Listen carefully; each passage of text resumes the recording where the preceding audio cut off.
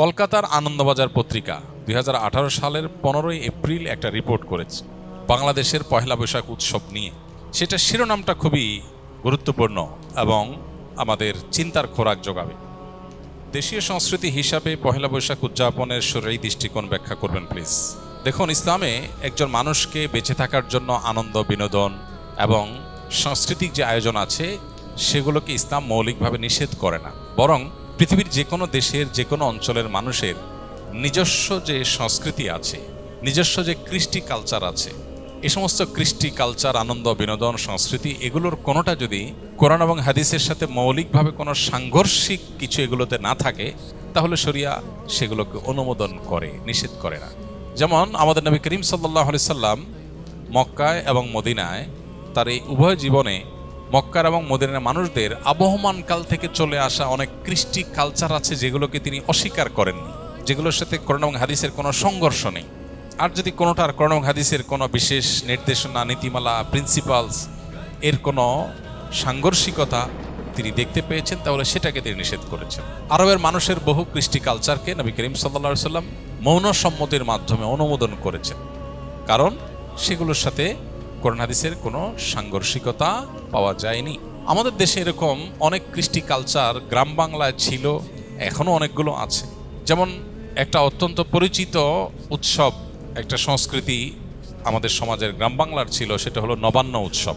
নব অন্ন, নতুন খাবার, নতুন ধান যখন উঠতো তখন সেই নতুন ধানের চাল দিয়ে পায়েস রান্না করা, পিঠা রান্না করা, বিভিন্ন রকমের খাবারের ব্যবস্থা করা, ভাত রান্না করা, এটা একটা আনন্দের উপলক্ষ ছিল গ্রাম বাংলার মানুষের।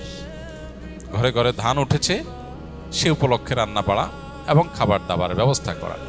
এই নবান্ন উৎসব এখানে এমন কিছু নাই যেটা আসলে শরিয়া নিষেধ করেছে। অতএব শরিয়া দৃষ্টিকোণ থেকে এটা নাজায়েজ কোনো বিষয় না, আমরা সেটা করতেই পারি। এরকম অনেক উৎসব আছে যে উৎসবগুলোকে শরিয়ার দৃষ্টিকোণ থেকে নিষিদ্ধ বলার কোনো সুযোগ নাই। পহেলা বৈশাখের কথা যদি আমরা বলি, তাহলে সেক্ষেত্রে আমরা দেখতে পাই পহেলা বৈশাখ এটা আসলে বাংলাদেশের বা বাঙালি জাতির আবহমানকাল থেকে চলে আসা কোনো কালচার কি না। পহেলা বৈশাখের যে রূপ আমরা দেখতে পাই এখন, এটা তো শুরু হয়েছে 1989 সাল থেকে। ধাপে ধাপে এটা পরিবর্তিত হয়েছে, সেটা আমরা জানি সবাই। বাট এটার একেবারে প্রাচীন রূপ যদি আমরা দেখি পহেলা বৈশাখের, তাহলে দেখতে পাই পহেলা বৈশাখ উপলক্ষে মূলত জমিদারি প্রথা যখন চালু ছিল এ অঞ্চলে, তখন জমিদাররা বছরের যে খাজনা নিত কৃষকদের কাছ থেকে, এই খাজনা তোলার শেষে বছরের প্রথম দিনে তারা এই পহেলা বৈশাখে তারা একটু মিষ্টি মন্ডা প্রজাদেরকে খাওয়াতো। তাহলে এটা ছিল খাজনা উত্তোলন উৎসব, যেটা করতো জমিদারেরা। জমিদার প্রথা বিলুপ্ত হয়ে যাওয়ার পর এই খাজনা উত্তোলন প্রথাও বিলুপ্ত হয়ে গেছে। এরপরে পহেলা বৈশাখের দ্বিতীয় ধাপে যে কালচারটা আমরা আমাদের শৈশব থেকে দেখে বড় হয়েছি গ্রাম বাংলায়, সেটা হলো গ্রামে শহরে সব জায়গায় একটা কালচার ছিল, সেটা হলো হাল খাতা। সারা বছর যত রকমের ব্যবসা বাণিজ্য হতো, বিশেষ করে মুদি মালামাল, অন্যান্য যে সমস্ত সব রকমের ব্যবসা বাণিজ্যই যেগুলো চলমান ছিল, দোকানদারেরা তাদের সারা বছরের যে লেনদেন হতো, বাকিতে যে লেনদেন হতো, এই সব পাওনাদারদেরকে চিঠি দিত চৈত্র মাসে যে পহেলা বৈশাখ শুভ হালখাতা, দোকানে আসবেন, দেনা পরিশোধ করবেন, যেহেতু দেনা পরিশোধ করছেন সেজন্য আপনাকে একটু মিষ্টিমুখ করানো হবে। এই হালখাতার কালচার গ্রামে শহরে সব জায়গায় ব্যাপকভাবে আমাদের দেশে প্রতিষ্ঠিত ছিল। সারা বছরের দেনা পহেলা বৈশাখে এসে পরিষ্কার করে, ক্লিন করে, নতুন করে আবার খাতা খোলা হতো। এই জন্য এটার নাম ছিল হাল খাতা।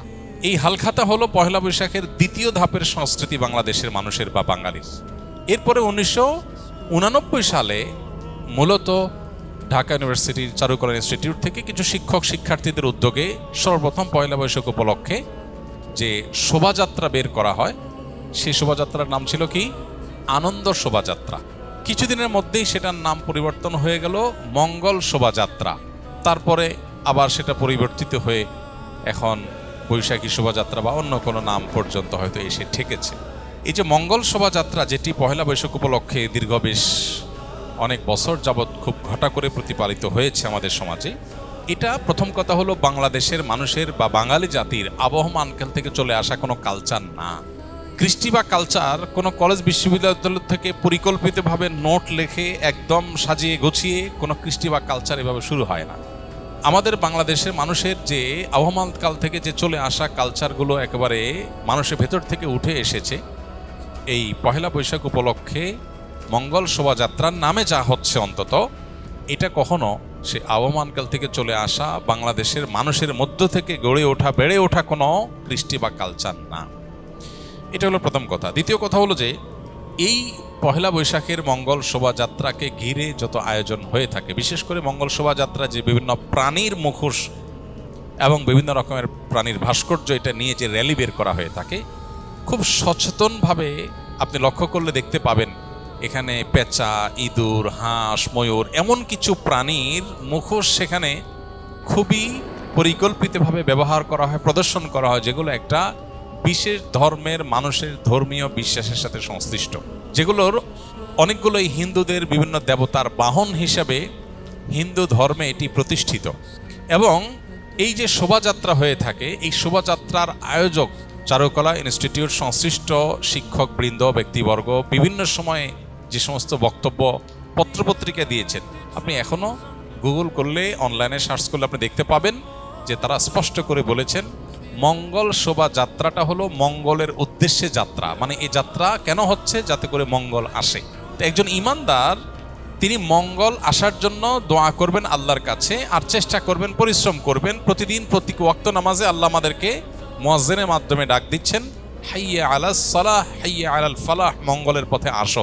প্রতিদিন 5 বার ডাকা হচ্ছে সালাতে আসার, আল্লাহর কাছ থেকে দোয়া করে প্রার্থনা করে মঙ্গল চাওয়ার নির্দেশ আমাদেরকে দেয়া হচ্ছে। সেখানে এই বিশেষ প্রাণীর মুখোশ এটা ধারণ করার, র্যালিতে নিয়ে বের করার মধ্য দিয়ে মঙ্গল আসতে পারে বা মঙ্গল এভাবে আহ্বান করে মঙ্গল আনা যেতে পারে, এরকম বিশ্বাস করা ইমানের সাথে অসঙ্গতিপূর্ণ।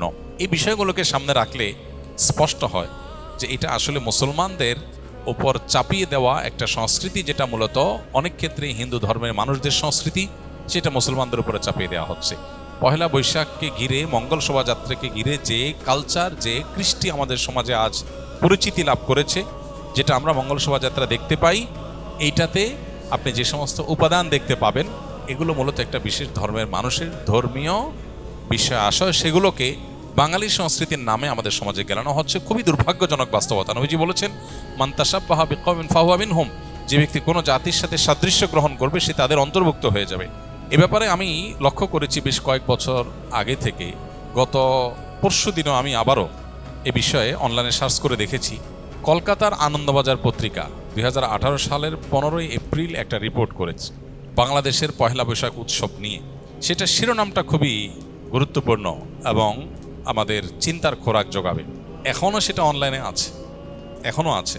মানে কখন ডিলিট করে ফেলে তারা বা ডিলিট হয়ে যায় আমরা জানি না, তবে এখনও আছে। কলকাতার আনন্দবাজার পত্রিকা ঢাকার এই পহেলা বৈশাখ উপলক্ষে যে আয়োজন, বাঙালি উৎসবের নামে যেটা গেলানো হচ্ছে মুসলমানদেরকে, সেটা সম্পর্কে শিরোনাম করেছে, হেডলাইন করেছে, ঢাকার পয়লা যেন অষ্টমীর এক ডালিয়া। অতএব এরপরও যদি কোনো মানুষ, কোনো মুসলমান যদি বিভ্রান্তিতে থাকেন, তাহলে তাকে আল্লাহর উপর ন্যস্ত করা ছাড়া আর কিচ্ছু করার নেই। আমাদের দায়িত্বশীল ব্যক্তিগণের প্রতি আমাদের উদাত্ত আহ্বান থাকবে, তারা অবশ্যই আমাদের দেশের সংস্কৃতিকে ধারণ করবেন, সেটার প্রচার করবেন, আমরা সেটা ধারণ করব, প্রচার করব। কিন্তু আরোপিত দেশের সংস্কৃতির নামে আরোপিত ভিন্ন ধর্মের বিশ্বাস, চিন্তা, চেতনা, কৃষ্টি, কালচারকে মুসলমানদের মধ্যে গেলাবার চেষ্টা, এটা খুবই দুর্ভাগ্যজনক একটা বিষয়। এটা বন্ধ হওয়া উচিত এবং এটার ব্যাপারে আমাদের সচেতন হওয়া উচিত। আল্লাহ আমাদের সচেতন থাকার তৌফিক দান করুন।